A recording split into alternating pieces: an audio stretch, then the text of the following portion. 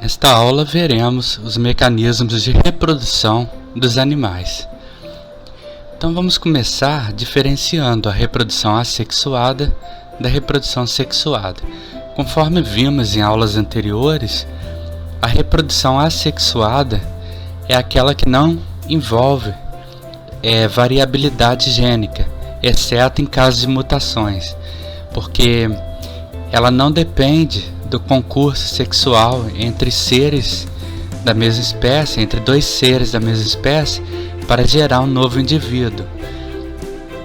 O indivíduo simplesmente se parte ao meio, e gera uma cópia de si, um clone. E a não ser que ele sofra mutações, não vai haver variabilidade. Já na reprodução sexuada, vai haver o concurso, do ato sexual entre dois seres. Vai haver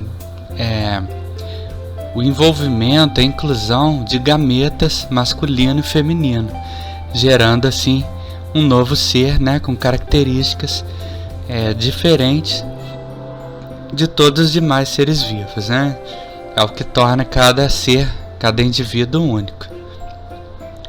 Então vamos ver como isso acontece no reino animal.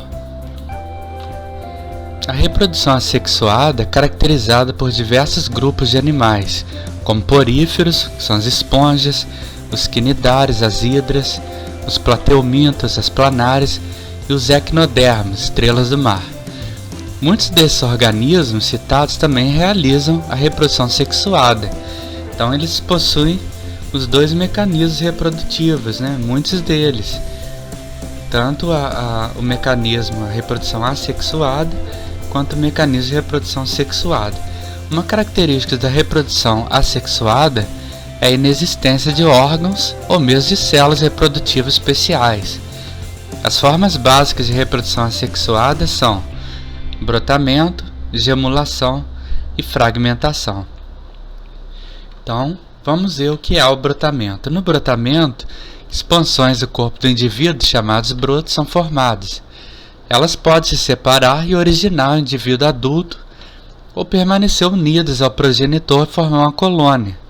O brotamento pode ocorrer nas hidras e nas esponjas, entre outros invertebrados. Então, um novo ser, um novo indivíduo, se desenvolve a partir do broto, que se desprende, e fixa-se ao substrato. É o caso, por exemplo, da hidra. É um quinidário. Outra forma de reprodução assexuada é a gemulação, em que um grupo de células se organiza e forma uma gêmula. Essa gêmula pode ser liberada no ambiente e, ao se fixar em outro ponto, pode originar um novo indivíduo idêntico ao progenitor.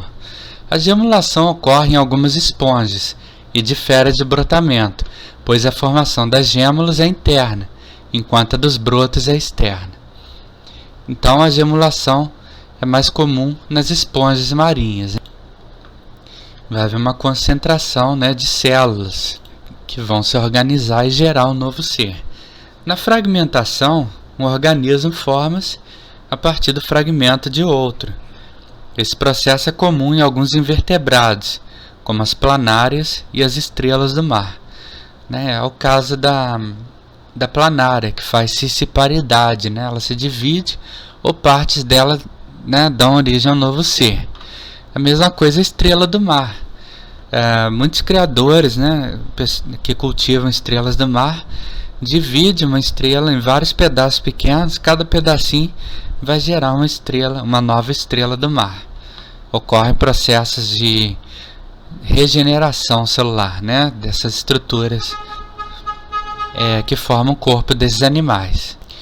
Lembrando que a fragmentação também é chamada de divisão binária ou cisciparidade, Vocês vão encontrar esse termo em livros de biologia, medicina. Bom, algumas espécies geram um novo indivíduo a partir apenas de um óvulo, sem a necessidade da fecundação por espermatozoide. Esse tipo de reprodução é chamado de partenogênese e é observado em vertebrados como pulgas de água e abelhas, em determinados vertebrados como lagartos, salamandras, alguns peixes, entre outros. Então não haverá fecundação do óvulo por um espermatozoide. né? A formação do embrião é feita independentemente da existência de uma célula masculina. A partenogênese tem 3 denominações: arrenótoca, quando os óvulos envolvem apenas machos; telítoca, quando os óvulos desenvolvem apenas fêmeas; e deuterótoca, quando os óvulos desenvolvem machos e fêmeas. As abelhas, por exemplo, geram machos zangões por meio de óvulos não fecundados. As abelhas fêmeas produzem óvulos haploides N, que podem ou não ser fecundados pelos machos. Quando eles não são fecundados, passam por partenogênese e originam machos haploides. Quando eles são fecundados, originam ou fêmeas operárias ou rainhas, né? A abelha torna-se rainha por se alimentar da geleia real. É uma nutrição diferenciada que vai levar, né, ao desenvolvimento da única fêmea capaz de se reproduzir na colmeia, que é a rainha. As operárias são estéreis. Essa variação ocorre por causa do tipo de alimentação recebido durante o desenvolvimento das larvas. As larvas que serão operárias recebem mel e pólen. As que serão rainhas, como expliquei, recebem também geleia real. A partenogênese está associada à polioembrionia, que é a formação de vários embriões. Então temos aqui o zangão, né? Que nesse caso é gerado a partir de um óvulo não fecundado, que vai ter por função fecundar a rainha, né, durante o voo nupcial. E depois ele morre, né? A rainha mata o zangão. Temos a abelha rainha, que é a única fêmea capaz de se reproduzir da colmeia, a única fêmea fértil, né, que se alimenta de geleia real, por isso sofre uma diferenciação. E temos as abelhas operárias, que se alimentam de mel e pólen, que são estéreis. O destino do zangão entre as abelhas varia muito de acordo com a espécie, né? Em algumas espécies, o macho morre logo após a cópula, né, que é o ato sexual com a rainha, durante o voo nupcial. O pênis do macho explode e ele morre. Em alguns casos, em algumas espécies, o macho é abandonado pela colmeia, né, logo após o acasalamento. Então ele morre de fome, né, abandonado pela colmeia. Então isso vai depender muito da espécie de abelha, só destacando esse detalhe. Vamos ver agora os mecanismos de reprodução sexuada nos animais. Nos animais, a reprodução sexuada bissexuada, com gametas de 2 progenitores de sexos diferentes, macho e fêmea, é predominante. Na maioria dos casos, nós vamos ter, né, sexos separados, né, um macho e uma fêmea. Esses gametas se unem por meio da fecundação cruzada e originam um zigoto ou célula-ovo.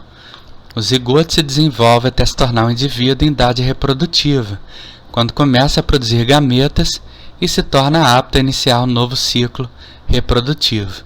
A maioria das espécies de animais vertebrados e grande parte das espécies de invertebrados é dioica, isto é, apresenta o sexo em animais separados. Os gametas chamados espermatozoides são pequenos, numerosos e se movem ativamente. Normalmente eles são bem menores que os óvulos. Os gametas femininos, conhecidos como óvulos, possuem pouca mobilidade e são significativamente maiores que os espermatozoides. Devido ao fato de espermatozoides serem células ativas, eles possuem flagelos, né? Aquela cauda que permite com que ele vá nadando, né, até atingir o óvulo para ser fecundado, para fecundar o óvulo. Muitos animais apresentam dimorfismo sexual, isto é, os machos e as fêmeas da mesma espécie são visivelmente diferentes. Em muitos mamíferos, por exemplo, os machos são maiores do que as fêmeas. Um outro exemplo de dimorfismo sexual é percebido na espécie Dacnys caiana, conhecida como saía azul.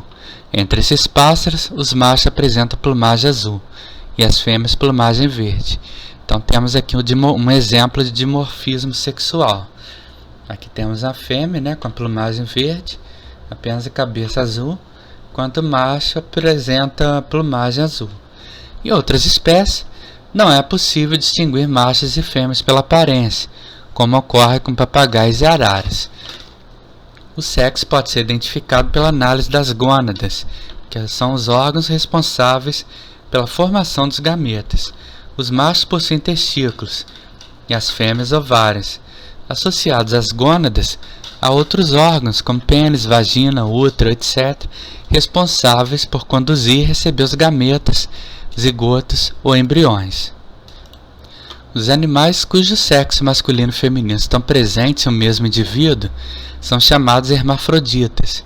Contudo, esses animais possuem mecanismos que buscam impedir a autofecundação, a fim de garantir maior variabilidade genética. O mecanismo mais frequente é o amadurecimento dos gametas femininos e masculinos em períodos distintos. A minhoca é um exemplo de animal hermafrodita, que apresenta fecundação cruzada. Em seu corpo é uma região chamada clitelo, onde encontra-se a abertura do sistema genital feminino. No processo de cópula, dois indivíduos se unem e trocam espermatozoides. Esses espermatozoides ficam armazenados em vesículas. Após a troca dos gametas masculinos, os indivíduos se separam e o clitelo de cada indivíduo produz um casulo, no qual são liberados gametas femininos para ocorrer a fecundação. Em seguida, o casulo é conduzido por movimentos do corpo da minhoca até ser liberado no solo. A partir de então, nascem indivíduos jovens semelhantes aos adultos, o que caracteriza o desenvolvimento direto. Aqui temos a cópula de minhocas, duas minhocas cruzando e trocando material genético. Elas são hermafroditas, e vão possuir tanto a estrutura feminina quanto a estrutura masculina, células femininas e masculinas, que vão gerar novos indivíduos. Os caracóis também são hermafroditas. A cópula, ou seja, o ato sexual desses moluscos é recíproca. Isto é, dois indivíduos adultos se aproximam e cada um introduz seus gametas masculinos no outro. Após a cópula, os indivíduos se separam e no interior de cada um ocorre a fecundação cruzada, formando ovos que são liberados no ambiente. Alguns animais também possuem mecanismos de reprodução assexuada, conforme foi mencionado anteriormente neste capítulo. A reprodução sexuada, quando comparada à reprodução assexuada, é mais vantajosa devido à variabilidade genética proveniente da união entre os gametas masculino e feminino. Contudo, a reprodução sexuada também pode ser desvantajosa, pois gasta mais energia e demanda mais tempo, além do fato de organismos ficarem vulneráveis e, portanto, suscetíveis a ataques durante o processo. Assim, em diversas espécies ocorrem os dois processos. A reprodução assexuada é uma forma de manter o número de indivíduos da população, já que ela é mais rápida e simples, não envolve muito gasto de energia. E a reprodução sexuada é forma de manter a variabilidade genética da espécie. Esta é a razão porque muitas espécies vão apresentar os dois mecanismos reprodutivos, ok? Vamos ver agora a diferença entre a fecundação interna e a fecundação externa. Nas diferentes espécies animais, hermafroditas ou dioicas, a fecundação será interna ou externa. A fecundação é externa quando ocorre fora do corpo, isto é, no ambiente, interna quando ocorre dentro do corpo do indivíduo. Nas espécies aquáticas ou que vivem em ambientes próximos à água, a fecundação externa é mais comum. Entre os vertebrados, esse tipo de fecundação é comum em grande parte dos peixes ósseos e nos anfíbios. Nesses casos, gametas masculinos e femininos são lançados na água e, quando se encontram, ocorre a fecundação, formando o zigoto que é protegido por um ovo gelatinoso durante o desenvolvimento. Então, os peixes, muitas espécies de peixes, anfíbios, liberam os gametas, os espermatozoides e os óvulos na água. E essas células vão se unir na água, formando o zigoto, que aí vai ser protegido por um ovo gelatinoso, um ovo mole, que não possui aquela casca dura como o ovo de répteis e aves. E então vai ocorrer o desenvolvimento dos filhotes. Nesse tipo de fecundação, o gasto energético da produção de gametas é grande, porque é necessário formar muitos gametas masculinos e femininos para garantir um encontro casual entre eles, posto que muitos dos zigotos formados não sobreviverão ao ambiente e apenas uma pequena quantidade chegará à vida adulta. Muitos servirão de alimento, para várias e outras espécies de animais marinhos e outras espécies de peixes, etc. A fecundação interna, por sua vez, ocorre tanto em animais aquáticos quanto em terrestres e pode acontecer basicamente de 4 formas. Os gametas masculinos são liberados na água e podem encontrar o gameta feminino dentro do corpo da fêmea para que ocorra a fecundação. Essa forma de reprodução sexuada ocorre nas hidras. O gameta, a célula masculina, vai nadando até o gameta feminino, que é o óvulo, para fecundar o óvulo. Ele nada até o corpo da fêmea, para encontrar o gameta feminino. Os gametas masculinos são envolvidos por uma cápsula e colocados pelo macho no sistema genital feminino. Esse tipo de reprodução ocorre em aranhas e escorpiões, são aracnídeos, e seu desenvolvimento é direto. Então, os gametas masculinos, espermatozoides, são envolvidos por uma cápsula e colocados diretamente no sistema genital feminino para ser fecundado. Os gametas masculinos são colocados no orifício genital da fêmea por meio de uma estrutura especializada que pode variar nos diferentes grupos de animais. Nesse caso, ocorre a cópula. As estruturas e os modos de cópula variam nos diferentes grupos de invertebrados e vertebrados nos quais esse tipo de reprodução ocorre. É o caso da espécie humana, por exemplo. Ocorre a cópula, o ato sexual, e os gametas masculinos são lançados diretamente no orifício genital da mulher, no caso. E finalmente, o quarto mecanismo de reprodução sexuada pode ocorrer pela união cloacal, em que o macho e a fêmea encostam as regiões cloacais e o macho libera os espermatozoides na cloaca da fêmea.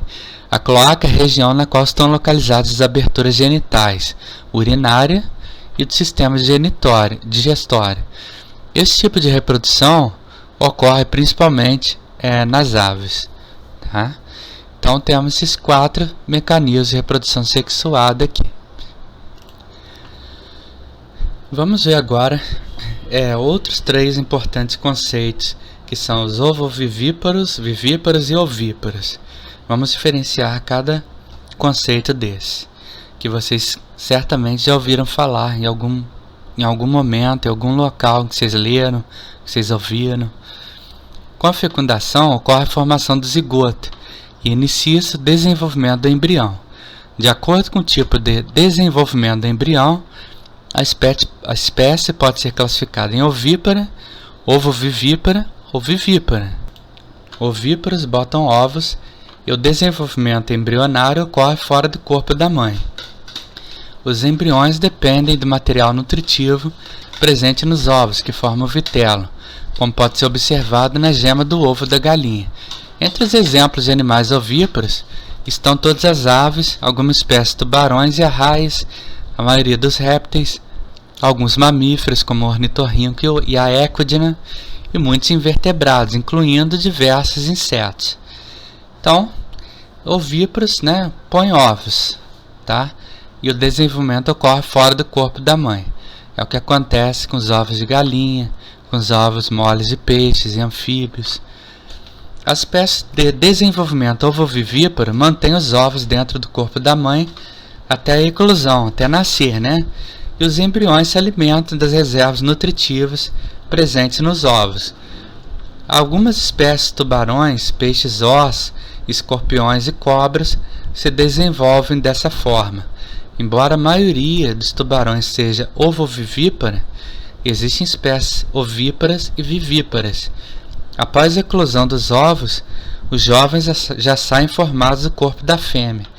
Então, no caso desse mecanismo de reprodução, de desenvolvimento, vai acontecer a manutenção dos ovos dentro do corpo da mãe. Quando os filhotes nascem, eles já nascem formados, né? Já nascem jovens, né? Com a aparência do animal adulto praticamente. Aqui temos tubarão adulto, né? O desenvolvimento dos ovos, a manutenção dos ovos que ficam armazenados dentro do corpo da mãe, o nascimento, né? Do tubarão e o tubarão jovem. Nas espécies vivíparas, o embrião se desenvolve dentro do corpo da fêmea e depende dela para sua nutrição e respiração. O desenvolvimento embrionário se completa dentro do corpo materno e os indivíduos nascem formados.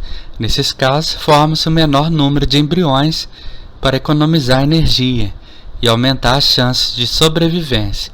São exemplos de vivíparos a maioria dos mamíferos e algumas espécies de peixes ossos, tubarões e cobras. Então, é o caso da espécie humana, né? O embrião se desenvolve dentro do corpo da fêmea e vai depender dela para nutrição e respiração. Nesse caso, ele não vai desenvolver-se dentro de um ovo, como acontece no desenvolvimento ovovivíparo, mas ele se desenvolve no interior de uma placenta. É uma espécie de bolsa, né? Por meio da qual o embrião se alimenta, né? Se alimenta dos nutrientes cedidos pelo corpo da fêmea, no corpo da mãe, nesse caso, além de ser responsável pela respiração do novo ser, né? Enquanto suas estruturas respiratórias estão sendo formadas. Depois que nasce, o cordão umbilical é cortado, né? E o bebê, ele é capaz, né, de respirar, de manter suas funções vitais sem depender da mãe, vamos dizer assim. Vamos ver agora o que é o desenvolvimento direto e o desenvolvimento indireto. O aspecto formato que o indivíduo tem ao nascer, em comparação ao indivíduo adulto, permite identificar dois tipos de desenvolvimento, o direto e o indireto. No desenvolvimento direto, como ocorre em aves e mamíferos, o indivíduo filho é semelhante ao exemplar adulto e tem a mesma organização física. Ele irá crescer, se desenvolver e chegar à fase adulta sem grandes modificações. Durante o desenvolvimento indireto, acontecem mudanças na aparência do indivíduo, chamada metamorfose, que o conduzirão à fase adulta. O desenvolvimento indireto ocorre em diferentes espécies de sapos e rãs, cujas larvas chamam-se girinos. A borboleta, por exemplo, é um organismo com desenvolvimento indireto. Então, desenvolvimento direto, o indivíduo filho já é semelhante ao exemplar adulto, é o que acontece com aves e mamíferos, né? E tem a mesma organização física. No desenvolvimento indireto vai acontecer uma metamorfose. É o caso da lagarta se transformando em borboleta, como vocês estão vendo aqui, nas diferentes fases da metamorfose da borboleta. Temos os ovos, a lagarta, a pupa, né, o crisálida, a borboleta jovem e a borboleta adulta, monarca, né, no caso. O desenvolvimento indireto nos insetos pode ocorrer de formas diferentes. No ciclo de vida das borboletas, por exemplo, uma larva surge com a eclosão do ovo e se alimenta ativamente. Após um período, ela entra na fase de pupa. Nessa fase ocorre a transformação da lagarta em borboleta, que emerge da pupa totalmente formada.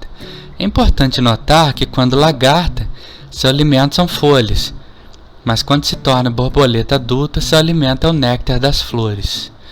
Nesse caso, o desenvolvimento é indireto com metamorfose completa. Ele é holometábulo, né? Porque ele tem uma metamorfose completa. Ele faz a metamorfose completa. Comumente, a fase de larva é mais duradoura do que a fase adulta. Além da borboleta, há outros insetos que realizam a metamorfose completa, como as mariposas, os besouros, os mosquitos e as pulgas. Algumas espécies são insetos e apresentam desenvolvimento indireto e metamorfose incompleta. Nesse tipo de desenvolvimento, Após a eclosão do ovo, após o rompimento do ovo, surge a ninfa, um indivíduo semelhante ao adulto, mas que não possui gônadas, ou seja, estruturas sexuais, né, glândulas sexuais, nem asas desenvolvidas. Gafanhotos, grilos, baratas, percevejos e cigarras são exemplos de insetos com esse desenvolvimento. Então eles são hemimetábolos, né? Eles não têm uma metamorfose completa. Eles apresentam desenvolvimento indireto e demoram-se um tempo para eles adquirirem as características de um ser adulto. E um terceiro grupo de insetos possui desenvolvimento direto, sem metamorfose. Nessa situação, após a eclosão do ovo, surge um jovem semelhante ao adulto que passará por mudas sucessivas até atingir o tamanho adulto. A traça de Livres é um exemplo de ser com esse desenvolvimento. Eles são chamados de ametábolos, eles não vão ter metamorfose, o desenvolvimento vai ser direto. Eles apenas vão crescer, né? Eles vão atingir determinado tamanho a partir de várias mudas, de sucessivas mudas, né? Então temos o ciclo de vida de um gafanhoto, que é um inseto hemimetábulo, desenvolvimento a partir de metamorfose incompleta. Temos os ovos, aqui temos a ninfa, né? Que é o animal ainda sem as gônadas, também não possui asa, e finalmente o animal adulto, né? Um inseto adulto. Então, essa primeira parte da aula está encerrada, né? Nós falamos sobre vários conceitos envolvendo a reprodução dos animais. Na próxima aula vamos comparar os diferentes grupos de animais e seus mecanismos reprodutivos. Vamos nos deter sobretudo nos animais vertebrados. São aqueles que possuem cordão nervoso, né? Presença de coluna vertebral e de ossos. Então até lá.